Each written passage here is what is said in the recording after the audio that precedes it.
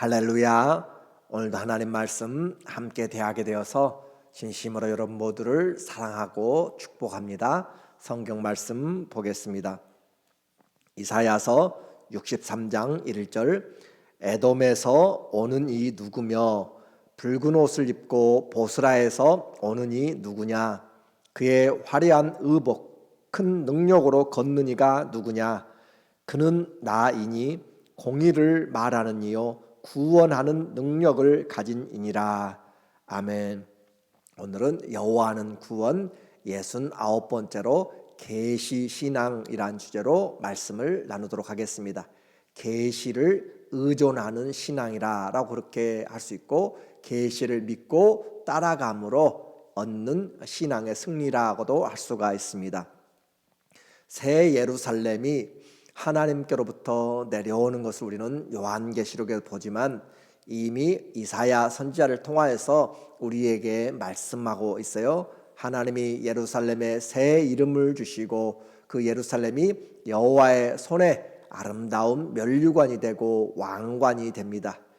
헵시바라 뷸라라 결혼한 자요 기뻐하는 자가 되는데 새 예루살렘은 성도들의 모습을 우리에게 말씀해주는 요한계시록의 상징적인 것도 우리가 확인을 했어요. 그러나 이 영광, 하나님의 이 영광은 새 예루살렘의 영광은 그냥 되어지지 않고 하나님이 열심히 일하십니다. 쉬지 않고 일하시고 또 성도들도 하나님께서 이 일을 이루어 주시도록 그렇게 주님 앞에 기도함으로 하나님께 약속을 기억하시는 그 일들을 행하게 되는 것이에요. 그래서 하나님이 찬송을 받으시기까지 구원의 사역을 쉬지 못하시도록 우리를 향한 하나님의 사랑을 우리가 기도하고 기억시킴으로써 주님께서 우리를 위한 일을 행하는 것을 말하고 있어요. 63장과 64장은 하나님께서 이 종말에 대하여서 말씀하는 가운데 우리의 시각을 영원한 종말에서 우리에게 구원의 승리를 허락하여 주시고 잠시 되돌아보는 그런 관점에서 우리에게 말해주고 있습니다. 그래서 성도의 믿음의 기도를 통해 오늘을 사는 우리가 주님과 어떻게 연합되어서 믿음으로 동행할 것인가 이미 승리를 보았어요. 그러나 그 승리를 가지고 오늘 우리의 어렵고 힘든 고난의 가운데서 나그네 길을 어떻게 살아갈 것인가 그것이 바로 오늘 우리가 보아야 될 계시 신앙이라고 하는 그 주제를 우리가 보게 될 것입니다. 성경은 처음부터 끝까지 우리에게 하나님의 완성을 이야기하고 있어요. 그래서 처음부터 종말을 이야기하고 있고 그 종말의 신앙을 가지고 오늘을 살아갑니다. 그래서 성도는 어제나 오늘이나 또 영원토록 동일하신 그 주님, 영원하신 주님 앞에서 종말적인 신앙, 하나님이 최후 승리를 얻으셨기 때문에 그것을 바라보고 따라가는 것이에요. 마치 우리가 내비게이션을 통하여서 GPS를 통하여서 목적지를 찍으면 그 목적지를 따라서 우리가 이제 길을 가는 것처럼 하나님이 마지막 승리하신 그 믿음의 축복을 향하여서 하나님의 나라를 향하여서 우리가 길을 잡고 가게 되는 것이죠. 최후 승리는 주님이 이루어 놓은 것인데 그래서 그 미래의 소망을 가지고 오늘 어려움을 이겨내고 나그네 길을 살아가는 것 그러기 위해서는 이 말씀을 듣는 것이 필요하고 이 말씀을 듣고 순종하는 것이 필요한 것이에요. 그대로 믿고 따라가는 것이죠. 그래서 잘못되었어도 회개하고 일어나는 것이고 잘하였어도 교만하지 않고 끝까지 가는 것이고 어려움 중에도 하나님 앞에 인내하면서 주님을 붙잡고 나가는 것이에요. 우리의 생명의 동아줄이 하늘로부터 내려와 있기 때문에 우리는 그것을 붙잡고 가는 것이에요. 마라톤을 달리는 사람이 결승점을 향하여서 가는 것처럼 잘못 갈 수도 있고요. 또 쉬어갈 수도 있고요. 그렇지만 분명히 우리는 그 결승점을 향하여서 가게 되는 것이죠. 이사야는 승리자로 오시는 주님을 우리에게 보여주고 있어요. 1절 에돔에서 오는 이 누구며 붉은 옷을 입고 보스라에서 오느니 누구냐? 이 이사야가 지금 보고 있습니다. 환상을 보는 것 같아요. 그 보는데 한 사람이 오고 있어요. 그 사람이 누구인가? 붉은 옷을 방향이 있어요. 에돔에서 오고 있습니다. 그 에돔은 이스라엘 야곱의 형제 에서의 후손들이죠. 그런데 그곳에서 오고 있는데 그곳에서 옷을 보고 있어요. 붉은 옷을 입고 있습니다. 보스라에서 오는 이가 누군가? 이 보스라는 에돔 지역, 그 지역의 한 도시예요. 그곳에서 오고 있는 붉은 옷을 입은 사람, 그의 화려한 의복, 큰 능력으로 걷는 이가 누군가? 아주 큰, 아주 장대한 그런 능력으로 그렇게 걸어오시는 분이 계십니다.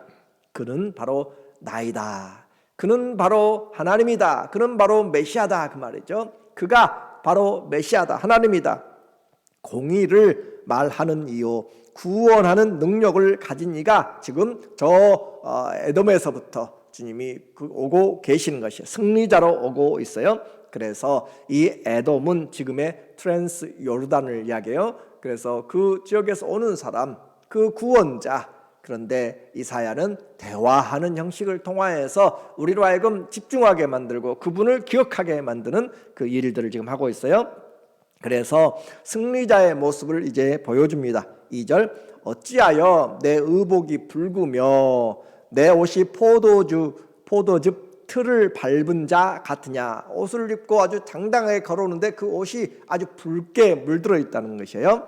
만민 가운데 나와 함께한 자가 없이 내가 홀로 포도즙 틀을 밟았는데 내가 노함으로 말미암아 무리를 밟았고 분함으로 말미암아 짓밟았으므로 그들의 선혈이 피가 내 옷에 튀어 내 옷을 다 더럽혔음이니. 자, 붉은 옷을 입고 에돔에서 오고 계시는 그 능력이 많으신 큰 주님이 오고 계시는데 그분의 옷이 빨갛게 물들었습니다. 그래서 포도즙 틀을 밟은다라고 하는 것이 우리의 나라의 입장에서는 잘 이해되지 않는데, 중동에서 이스라엘에서 포도즙 틀을 밟는 것은 한국에서 그렇게 우리가 보리타작 하든지 아니면 옛날에 탈곡기로 그렇게 벼를 수확하든지 하는 것처럼 포도 수확하는 장면입니다. 포도들을 모아서 그렇게 홈을 만들고 구유를 만들고 그곳에 놓고 발로 밟는 것이죠. 그렇게 해서 발로 밟을 때 터져 나오는 것을 이야기해요. 이것은 심판을 말합니다. 그래서 포도주 틀을 밟는 것은 수확이자 심판의 의미예요. 농사가 끝나고 마지막 열매를 거두는 역사의 종말, 심판의 종말에 하나님이 진노의 포도주를 지금 그 틀에 포도를 넣고 밟으신다. 요한계시록 14장 19절에 보면 천사가 낫을 땅에 휘둘러 땅에 포도를 거두어 하나님의 진노의 큰 포도주 틀에 던지매, 포도는 사람들을 이야기해요. 그 포도를 들어서 거두어서 하나님의 진노의 포도주 틀에 던지니 심판의 장이에요. 성 밖에서 그 틀이 밟히니 틀에서 피가 나서 말 굴레까지 닿았고 1600사디온에 퍼졌더라. 말 굴레, 말에 그 입에 재갈을 먹인 데까지 그렇게 높이 이 피의 강물이, 심판의 강물이 흘러간다라고 이야기하는 거죠. 1스타디온은 192m 정도 됩니다. 그래서 1600스타디온 하면은 약 192마일 정도가 아주 턱까지 차서 흘러가는 그런 심판의 모습을 우리에게 보여주고 있어요. 하나님이 승리를 거두고 오시는데 아무도 주님과 함께한 자 없이 주님이 하셨습니다. 4절, 이는 내 원수 갚는 날이 내 마음에 있고 내가 구속할 해가 왔으나. 자, 원수 갚는 날, 우리 성도들의 원수 갚는 것은 하나님이 하신다고 그랬어요. 그래서 분하여도 노를 해가 지도록까지 품지 말고, 분하여도 화를 죄로 막 바꾸지 말라, 죄를 짓지 말라라고, 마귀로 틈을 타지 말게 하라라고 그렇게 이야기하는 것이죠. 그래서 성도의 원수 갚는 것을 하나님께 맡기면 하나님이 하나님의 시간에 철저하게 완전하게 심판을 공의롭게 하십니다. 하나님은 감정적으로 하는 것이 아니라 공의롭게 하시는 그 하나님이세요. 그리고 내가 본즉 도와주는 자 없고 붙들어주는 자도 없으므로 이상하게 여겨 내 팔이 나를 구원하며 내 분이 나를 붙들었습니다. 하나님의 팔이 올라가는 것은 심판이라고 그랬고 믿는 자들에게는 구원이라고 그랬어요. 능력이라고 이야기했어요. 그 주님께서 우리를 구원하시고 원수들을 심판하셨다. 하나님은 기다리세요. 지금도 왜 주님이 더디어 오시는가? 하나님의 말씀을 이루시며 한 사람이라도 멸망하지 않고 구원을 얻게 하려고 주님이 구원의 기간을 주고 계신 것이죠. 열국과 열방들이 회개하고 돌아오기를 기다리고 인내하고 오래 참으시는 것입니다. 그래서 때가 되면 주님이 양과 염소를 완전하게 갈라내는 것처럼 포도주 즙틀에서 주님께서 완전히 심판을 하십니다. 6절 내가 노함으로 말미암아 만민을 밟았으며 내가 분함으로 말미암아 그들을 취하게 하고 그들의 선혈이 땅에 쏟아지게 하였느니라. 그들의 선혈이 땅에 쏟아지게 할 정도로 주님이 심판하신다. 이런 승리의 기쁜 소식을 들은 이스라엘은 이 하나님과의 관계를 회복하고 또 그 일이 이루어지도록 삶을 주님 앞에 맞춰 가야 되는데 그들은 그렇게 살지를 못했습니다. 삶을 하나님께 돌이킨 것. 자, 심판이 있어요. 승리가 있어요. 그것을 본 사람은 그 일을 향하여서 오늘 힘들고 어려워도 악인의 길은 하나님이 인정하지 않습니다. 의인의 길은 하나님이 인정합니다. 그러므로 우리의 입술에 열매를 맺으신 분도 하나님입니다. 하나님을 바라보면서 우리가 가는 것이에요. 그것이 계시 의존 사상이라고 했어요. 계시 신앙이라고 했어요. 하나님이 말씀을 우리에게 보여주신 계시해 주신 말씀을 우리가 믿고 바라보고 그 말씀을 들어서 믿음으로 우리가 의지하고 나가는 것이 계시 신앙이에요. 우리는 세상을 바라보고 세상에서 들은 소식으로 사람들의 말로 신앙하는 것이 아니라 하나님의 말씀, 특별 계시로 우리에게 온 성경의 말씀을 믿음으로 계시 신앙을 가지고 승리를 바라보고 가는 거죠. 주님은 중심을 살피기 때문에 내 마음에 안 들더라도 우리는 주님 앞에 원수 갚는 것을 맡기고 또 선으로 악을 이겨가면서 주님과 동행하는 자가 이 말씀에 순종하는 자죠. 그러나 현재 이스라엘은 지금 하나님 앞에 올바로 서지 못하고 국가적으로 개인적으로 전쟁의 위기에 있음에도 불구하고 돌이키지 않습니다. 이사야는 이제 그 미래 시점에서 오늘 그들의 시각을 다시 과거로 바꾸어서 기억하도록 만들어요. 하나님이 너희를 어떻게 했는가라고 그렇게 지금 말씀을 선포하고 있습니다. 그래서 하나님이 그들을 향하여서 너희는 나의 백성이다. 내가 너희에게 하나님의 자비를 보여주셨고 인도하였고 또 품 안에 자식처럼 내가 안고 여러분을 인도했다, 구원했다라고 주님의 말씀을 전달하고 있어요. 8절 하나님이 그가 말씀하시되 그들은 실로 나의 백성이요 거짓을 행하지 아니하는 자녀라 하시고 그들의 구원자가 되사 하나님이 구원자가 되셔서 그들의 모든 환난에 동참하사 자 하나님이 이스라엘의 광야의 길을 갈 때 고난당할 때 하나님이 그 자리에 함께 계셨다라고 하는 것이죠. 그래서 주님이 동참하사 자기 앞에 사자로 하여금 그들을 구원하며 하나님의 천사들을 통하여서 하나님이 그들을 구원하시며 또 그의 사랑과 그의 자비로 그들을 구원하시고 하나님의 그 성품들을 통하여서 하나님이 오래 참고 인내함으로 그들을 구원해내시고 긍휼하심으로 옛적 모든 날에 그들을 드시며 안으셨으나 옛적의 그 모든 날 동안 백성들이 반역하고 그랬음에도 불구하고 하나님이 그렇게 지속적으로 안으시고 주님이 구원을 베푸시고 또 선지자들을 보내고 사자들을 보내면서 구원을 베풀어 주셨는데 그들은 성령을 근심하게 하는 일로 계속 다른 길로 가고 있어요. 그래서 오늘 그들은 하나님을 찾지 않고 있는 것이죠. 오늘의 이 현실 앞에 어려움 앞에서 우리에게 말씀하는 바는 분명합니다. 주님이 우리의 미래의 승리를 이미 우리에게 새 예루살렘까지, 그리고 하나님이 승리자가 되셔가지고 오고 계신 것을 이미 보여주셨어요. 또 계시록에도 이미 하나님의 나라가 임한 것을 우리에게 보여주시고 계세요.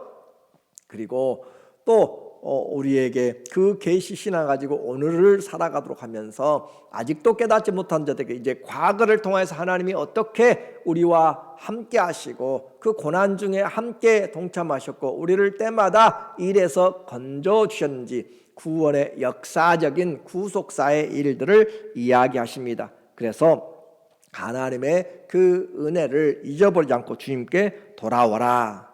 기도는 이사야가 이제 63장에서부터 시작해서 64장까지 기도하는 내용들을 후반부에 다루고 있어요. 하나님 앞에 이제 이와 같은 하나님이기 때문에 우리가 돌아가야 된다라고 하는 것이죠. 기도는 하나님의 약속을 기억시키는 것이에요. 하나님께 기억시키고 우리도 하나님의 말씀에 순종하게 나가는 것이죠. 그렇게 해서 기도함으로 하나님이 일하고 우리는 회개함으로 주님과 동행하게 되는 거죠. 하나님이 능력이 없어서 우리를 구원하지 못하는 것이 아니라 우리와 하나님 사이에 죄가 가로막혔다라고 이사야 59장 2절에 이야기하고 있어요.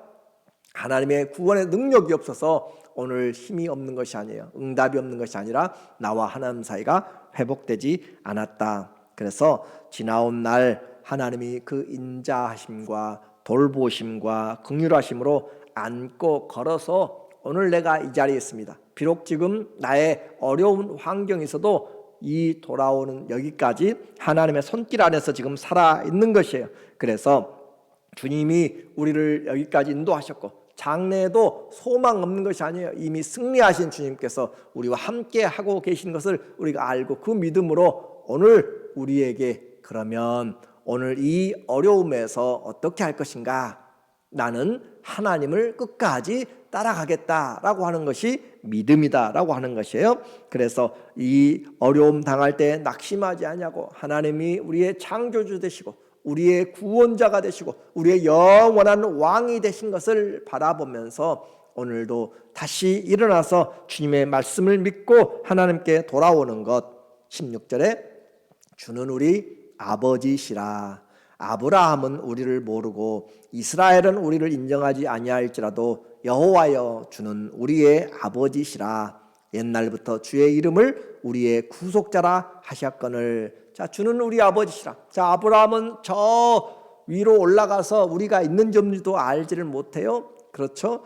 우리의 3, 4대 할아버지도 우리를 알지 못해요. 아브라함은 우리를 모르고 이스라엘은 우리를 인정하지 않을지라도 오늘 우리는 하나님이 우리를 알고 계십니다. 여호와여 주는 우리의 아버지시라. 우리의 진짜 이 영의 아버지, 창조의 아버지, 구속의 아버지가 바로 하나님이시다. 그래서 옛날부터 주의 이름을 우리의 구속자라 하였다. 자, 오늘 믿음은 들음에서 나는 것이에요. 그리스도의 말씀을 듣는 것입니다. 하나님의 말씀을 듣는 것, 그 말씀이 계시죠. 그 말씀을 듣고 우리는 그 믿음의 말씀에 순종하여서 살아가는 것, 계시 신앙이에요. 하나님 앞에 살아가는 자들은 하나님의 말씀을 들음으로 그 말씀의 승리를 바라보면서 오늘 어려워도 의인의 길은 하나님이 인정하시기 때문에 복되고 형통한다는 사실을 바라보면서 인내함으로 가는 것입니다. 이사야를 통하여서 우리에게 분명한 하나님에 대한 이 계시의 신앙, 하나님이 창조주 되시고 구속주가 되시고 우리의 왕이 되시고 우리를 새 예루살렘으로 그 손의 왕관과 아름다운 관으로 만들어내시고 이미 우리에게 승리를 주신 주님, 오늘도 내 자리에서 하나님께 감사의 기도, 오늘도 하나님 앞에 우리 이름에도 불구하고 하나님이 기쁨을 주시고 승리를 주신다는 것 때문에 찬양하면서 주님 감사합니다. 오늘 내가 다시 말씀으로 일어설 수 있습니다. 주님의 말씀이 나를 일으켜 세웁니다. 나는 무슨 일이 있어도 이 말씀의 길을 쫓아가겠습니다 하는 계시신앙으로 주님 앞에서 끝까지 신앙의 승리 잘 하시고 우리 몸으로 주님을 기쁘시게 하는 그런 산 제사가 되시는 귀한 우리의 나그네 된 시간들이 되기를 예수님의 이름으로 간절히 축원합니다. 아멘. 기도하겠습니다. 하나님 아버지, 오늘 우리는 막연한 세상을 살아가는 것이 아니라 이미 승리하시고 과거부터 지금까지 또 앞으로도 영원토록 지켜주시는 우리의 출입을 영원히 지켜주시는 그 주님의 말씀을 믿는 계시 신앙으로 살아갑니다. 이 말씀으로 우리의 삶이 다시 새 힘을 얻게 하시고 들음으로 믿음이 있게 하여 주셔서 우리 한 사람 한 사람 다시 주님께 돌아와서 오늘의 이 어려움 가운데서도 오히려 주의 이름을 찬양하고 오히려 내가 주님께 기도하는 것을 멈추지 않고 여호와로 약속을 기억시키는 기도자로 말씀의 선포자로 살아가도록 주님 우리에게 믿음의 은혜를 더하여 주시옵소서. 예수님의 이름으로 감사하며 기도드립니다. 아멘. 신앙은 삶에서 하나님을 인정하면서 살아가는 것이에요.